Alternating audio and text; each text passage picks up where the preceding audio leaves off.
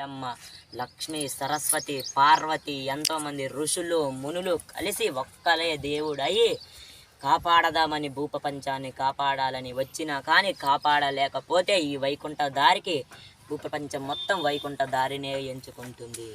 ఇక్కడ నుంచి వైకుంఠానికి దారి ఉంది, కానీ అది ఎవ్వరికీ తెలియదు, అది ఎవ్వరికీ ఎగుపడదు.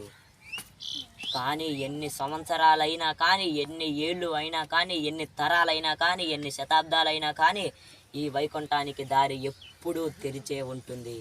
కానీ అది ఎవ్వరికి అవ్వపడదు. ఈ భూప్రపంచం మొత్తం కష్టాల్లో ఉన్నప్పుడు, ముక్కోటి దేవతలు, సకల దేవతలు, మునులు, ఋషులు కాపాడలేనప్పుడు అప్పుడు తెరుచుకుంటుంది ఇక్కడ ఉన్న వైకుంఠ దారి. కాశ్మీరులో ఉంది ఒక కైలాస పర్వతం. కైలాసంలో కొలువు తీరి ఉన్నాడు. కైలాస పర్వతంలో శివుడు ఉండేది అక్కడే. కైలాస పర్వతం అంటారు దానిని. మీరు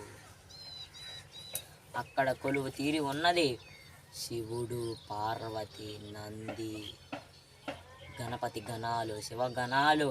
స్వామి ఇప్పుడు నేను నిలబెట్టడానికి ఏం చేయాలనే చెప్పు స్వామి. మాకు అవన్నీ ఎందుకు స్వామి? కైలాసం ఇవన్నీ మీ ఆడబోతంలే కానీ ఇక్కడ చెప్పు స్వామి. గ్రామ పెద్దలకు చెప్పు స్వామి. మరి పెద్దగా అవతరించిన చెప్పవద్దా మరి? నేను అదే స్వామి చెప్పినవు. మరి నువ్వు పెద్ద ఎత్తున వెలిసినవు అంటున్నావు. ఇప్పుడైతే మేమేం గట్టిలేము. పెద్ద ఎత్తున గుడి కట్టాలా? మరి గుడి కట్టాలంటే డబ్బు కావాలి. ఆ డబ్బు ఎక్కడి నుంచి వస్తుంది? మరి ఎట్లా సమకూరుస్తావు మాకు? మరి ఊరందరికి చెప్పాలి, ఊరందరినీ కలిసికట్టుగా ఉంచి చేపియాలి. స్థాపనలో రావి చెట్టు నాటండి.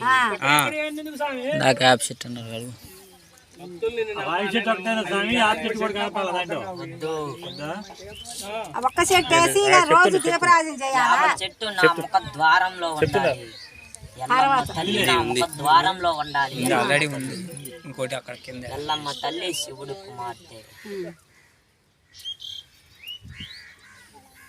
పూజ ఎవరు చేయాలి మరి? ఇక వెళ్ళిపోదాం, ఎండ అవుతుంది. ఈ రోజు కాదు పూజ, శుక్రవారం శంకుస్థాపన జరిగాక. చెట్టు వేయటం స్వామి శంకుస్థాపన అంటే అయ్యగారితో పూజలు జరిపించి తర్వాతికి రావి చెట్టును అందులో నాటాలి. శంకుస్థాపన అయిపోయిన తర్వాతకి నవధాన్యాలు, గోవు, 5 గోవులను ఎక్కడికి తీసుకొని రావాలి. అదే మరి చెప్పాలి. 5 గోవులను ఈడికి తీసుకొని వచ్చి 5 గోవులతోటి నేను వెలిసిన మందిరాన్ని చూపించాలి. 5 గోవులకి 5 గోవులు జడిచ్చుకుంటాయి అప్పుడు నన్ను చూసి. అంతా అని ఆ గోవులని ఒక్క దెబ్బ, ఒక్క మాట కూడా అనొద్దు మీరు పొర్రపాటున కూడా. గోమాతతో స్వరూపం. లక్ష్మి, పార్వతి, దేవుళ్ళు గోవులో కొలువై ఉంటారు. గోవుని మీరు ఒక దెబ్బ వేయొద్దు, ఒక మాట అనొద్దు. శంకుస్థాపన అంటే రాయి చెట్టు నాటితే సరిపోతా స్వామి? ఇప్పటికి అయ్యగారు వస్తే మరి ఏం కొనుక్కొచ్చి చేయాలి? రాగి చెట్టు స్వామి ఒకటి రాగి చెట్టు చెప్పమంటారు ఎవరు? స్వాములు మాకు అర్థం కావట్లేదు స్వామి, చెప్పండి, వివరంగా చెప్పండి. ఇప్పుడు వరకు రాయి చెట్టు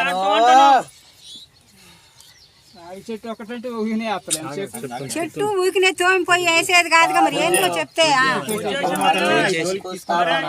శంకుస్థాపన అంటే ఇంకెట్లా?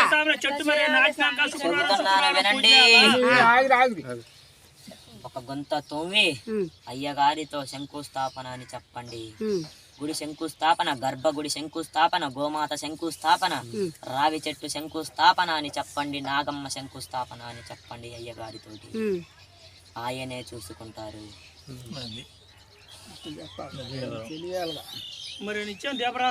అందులో నవధాన్యాలు వేయాలి.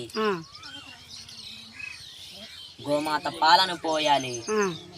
5 గోవులతో పిండిన గోవు పాలని అందులో నీళ్లకు బదులుగా పోయాలి. అదే మరి చెప్పండి, తెలవదుగా.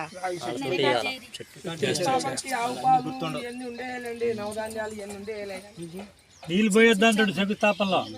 మనం ఇప్పుడు రాళ్ళు పెట్టి పసుపు నీళ్ళు పోతాం కదా, 5 గోవుల పాలను పిండి రావి చెట్టు మొదలులో పోయాలి. పూజ చేసి నవధాన్యాలు అక్కడ ఉంచాలి. నవధాన్యాలు అందులో పోయాలి. మరి వాళ్ళు చేసినాక అందరూ వేయచ్చా స్వామి? మరి తర్వాత ఈ ఊరు ఆడబిడ్డలు వేయచ్చు. ఊరు ఆడబిడ్డలు మొత్తం రావాలి. రేపు ఎట్లా వస్తారు స్వామి? ఎల్లుండి ఉన్న వరకు అందుబాటులో ఉన్న వరకు వస్తారు స్వామి. అందరూ మరి మళ్ళీ తర్వాతకి పూజలు చేయాలి. పూజలు చేసి నేను ఒకటి ముఖ్యంగా చెబుతున్నాను వినండి. ఇది మీరు ఎన్ని సంవత్సరాలకైనా మర్చిపోవద్దు. ఈ ఉగ్ర నరసింహుని కళ్యాణానికి ఎవ్వరూ రాకుండా ఉండొద్దు. అందరూ రావాలి.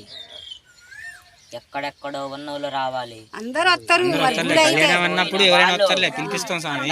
ఖండాలు దాటిపోయిన వాళ్ళు, ఈ ఖండం దాటిపోయిన వాళ్ళు, ఈ దేశం దాటిపోయిన వాళ్ళు, ఈ ఊరు దాటిపోయిన వాళ్ళు, ఈ రాష్ట్రం దాటిపోయిన వాళ్ళు, ఈ జిల్లా దాటిపోయిన వాళ్ళు అందరూ నా కళ్యాణానికి రావాలి. మేము కబురు చేస్తాం స్వామి. వాళ్ళు చేయాలి, వాళ్ళు రప్పించుకోవాలి. నేనే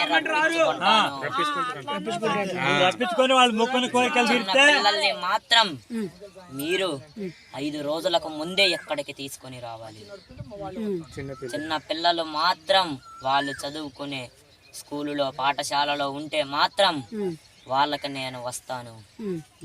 నేను చెబుతున్నాను, 5 రోజులకు ముందే చిన్న పిల్లలు వచ్చే సంవత్సరం ఏడ ఉండాలి. 5 రోజులకు ముందే ఉండాలి. ఎంతో వైభవంగా జరుగుతుంది ఈ కళ్యాణం. లక్ష్మీ కళ్యాణం యాదగిరి నరసింహస్వామి ఆలయంలో ఎంతో వైభవంగా నా లక్ష్మీ కళ్యాణం జరుగుతుంది. అలాగే 2032వ సంవత్సరం నాటికి యాదగిరి గుట్ట కంటే ఇది మించిపోతుంది.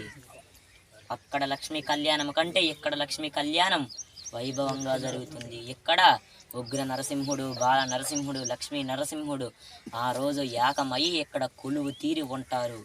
నేను ఒకటి చెబుతున్నాను వినండి. గుడి కట్టాకైనా గుడి కట్టకపోయాకైనా గర్భగుడి తలుపు మాత్రం మూసి ఉండాలి. నా కళ్యాణం రోజు ముఖద్వారం ఒక్కటే తెరిచి ఉండాలి. అది ఎవరైనా సరే తెరవాలి. ముఖద్వారం గుడి కట్టాక ముఖద్వారం ఉంటుంది కదా, ముఖద్వారం నా కళ్యాణానికి ఇది రేపు కళ్యాణం అయితే ఈ రోజు మొత్తం రేపు కళ్యాణం జరిగేదాకా గర్భగుడి తలుపులు మూసి ఉండాలి. గుడి అయితే అట్లే చేస్తారులే. ముఖద్వారం అయితే తెరిచి ఉండాలి. ఆ రోజు తలుపు మూసి ఉండాలి. రేపనంగా నా కళ్యాణము 6 సాయంత్రం నుంచి ఉదయం 5 గంటల నుంచి 6 గంటల వరకు గంట సమయంలో గర్భగుడి తలుపు ఎట్టి పరిస్థితిలో కూడా తెరవకూడదు. ఎట్టి పరిస్థితుల్లో కూడా తెరవకూడదు లక్ష్మీ కళ్యాణం రోజు. ఆ రోజు గనక తెరిస్తే ఈ లక్ష్మీ కళ్యాణానికి ఎన్ని అడ్డంకులైనా వస్తాయి. గర్భగుడి మీరు 5 ఉదయం 5 నుంచి 6 దాకా గర్భగుడి తలుపులకెయ్యే చూడవద్దు. గర్భగుడి తలుపులను ముట్టవద్దు. గర్భగుడిలోకి రావద్దు. అప్పుడు ఎందుకు రావద్దు అంటున్నాను అంటే 3 దేవతలు, సకల దేవతలు నా కళ్యాణానికి వస్తారు. 3 దేవతలు ఆ గంట 60 నిమిషాలు నా దగ్గర ఉంటారు. ఉగ్ర నరసింహుడు, బాల నరసింహుడు, లక్ష్మీ నరసింహుడు ఏకమై ఉన్నప్పుడు 3 దేవతలు, విష్ణువు 101 శక్తిపీఠాల నుంచి అమ్మవారే స్వయంభుగా కదిలి కాలి నడకతో ఇక్కడికి వస్తుంది. తిరుపతి వెంకటేశ్వర్ల స్వామి కూడా ఎక్కడికి కదిలి వస్తారు. 12 జ్యోతిర్లింగాలలో కొలువుదీరి ఉన్న శివుడు ఎక్కడికి కదిలి వస్తాడు. భ్రమరాంబిక కదిలి వస్తుంది. ప్రతి ఒక్కళ్ళు, సకల దేవతలు, సకల మునులు, సకల ఋషులు నా కళ్యాణానికి ఆ గంట సమయం పాటు నా గుడిలో గర్భగుడిలో వీక్షించి ఉంటారు. 5 నుంచి 6 దాకా గర్భగుడి తలుపులు అస్సలు గుడి అయ్యాక ఇప్పుడు అయ్యొద్దు స్వామి.